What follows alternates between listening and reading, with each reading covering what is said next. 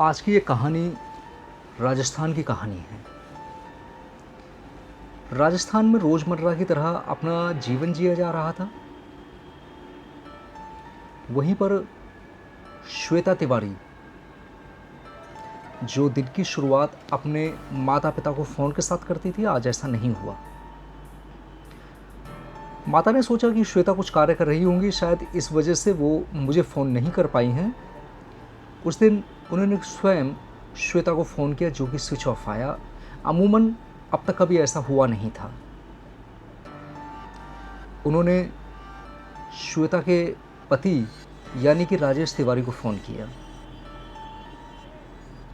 राजेश का फ़ोन भी बंद आया। अब ऐसे में थोड़ी चिंता हुई और चिंता होने के बाद श्वेता तिवारी के घर उनके माता-पिता पहुंचते हैं, जहां पर देखते हैं कि श्वेता ज़मीन पर पड़ी हुई है। किसी भारी भरकम चीज़ से उसके सर पर वार किया गया है और उसे मौत के घाट उतार दिया गया। घर में उनका पति राजेश भी नहीं था। थाना अधिकारी को सूचना दी जाती है। सूचना में बताया जाता है कि पति पत्नी के बीच में अक्सर विवाद होता रहता था, कभी शांति नहीं रहती थी और तकरीबन मौत के घाट उतारने से एक दिन पूर्व भी राजेश और श्वेता में काफ़ी झगड़ा हुआ था, जहां पर राजेश ने श्वेता की पिटाई भी की थी और इसकी शिकायत उसने अपनी मां से की। अब ऐसे में शक की सारी सुई राजेश की तरफ घूमती है। शाम को राजेश वापस आता है तो बताता है कि वो अपने ऑफिस के कार्य से बाहर गया हुआ था। उसे इस बात की कोई भी जानकारी नहीं थी कि घर पर क्या हो रहा है। वो सिर्फ एक ही शब्द कहता है, आई एम सॉरी श्वेता। अधिकारियों को उसका व्यवहार बहुत अजीब दिखा। एक घटना ये सामने आती है कि वहीं पे राजेश और श्वेता का 21 माह का एक बेटा भी था जो गायब था।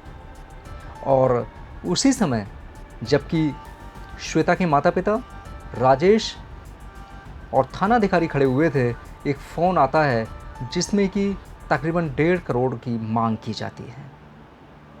अब ये बात स्पष्ट हो जाती है कि इसमें राजेश तिवारी का कोई हाथ नहीं है। बच्चे का अपहरण कर श्वेता को मौत के घाट उतार रहे हैं, यानी इसमें एक से अधिक व्यक्ति हैं और अपहरण करने की वजह से ही श्वेता को मौत के घाट उतारा गया है। अब थाना अधिकारियों की शक की सुई सिर्फ उस व्यक्ति की तरफ घूमती है जो कि अपहरण कर रहा था। थाना अधिकारी जांच पर जांच करते हैं, कुछ भी पता नहीं होता। एक दिन उनकी नज़र बराबर के एक मकान पर पड़ती है जिसमें कि कैमरा था और वर्तमान समय में वो बाहर गया हुआ था। जब घर वापस आता है तो थाना अधिकारी उसके पास पहुंचकर उससे कैमरे की मदद मांगते हैं, जिसमें कि एक व्यक्ति किसी बच्चे को कपड़े में बांधकर बाहर जाता हुआ दिखाई देता है। राजेश तिवारी को थाने कहा जाता है। थाना आने के बाद में राजेश तिवारी से उस व्यक्ति के विषय में पूछा जाता है तो राजेश स्पष्ट तरीके से बताता है कि ये तो उसका दोस्त है, सौरभ तिवारी। सौरभ राजेश का दोस्त था। अब सौरभ की जांच शुरू कर दी जाती है।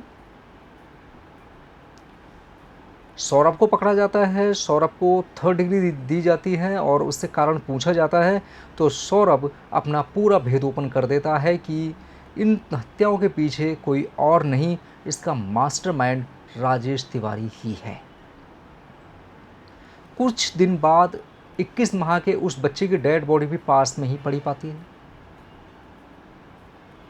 निर्मम हत्या होती है। दोनों माँ बेटों को एक ही चिता पर उनको दाह संस्कार कर दिया जाता है।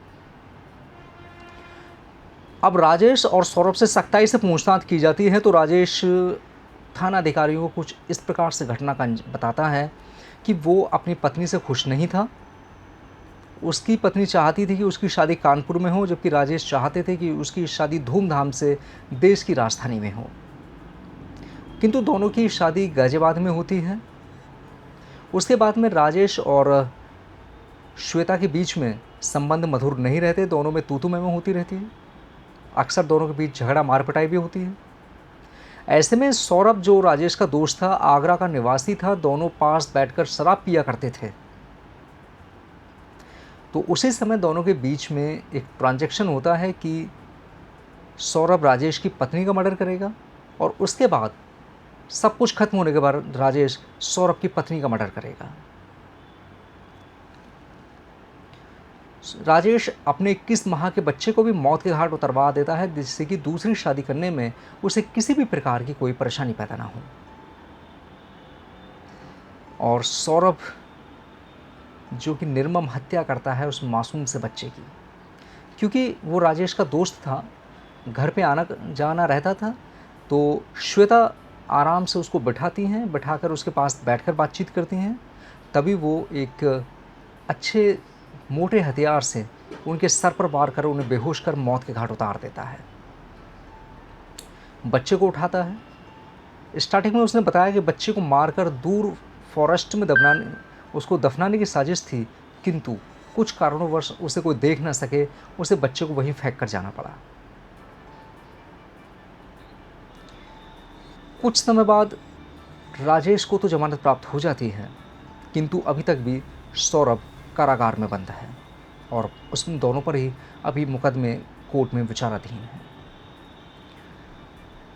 रिश्तों को तार तार कर रही आज की हमारी मानवता पता नहीं अपनी मर्यादाएं कहाँ खो बैठी हैं। सतर्क रहें, सावधान रहें। ऐसी घटनाओं के साथ फिर आपके साथ उपस्थित होंगे। जय हिंद, जय भारत।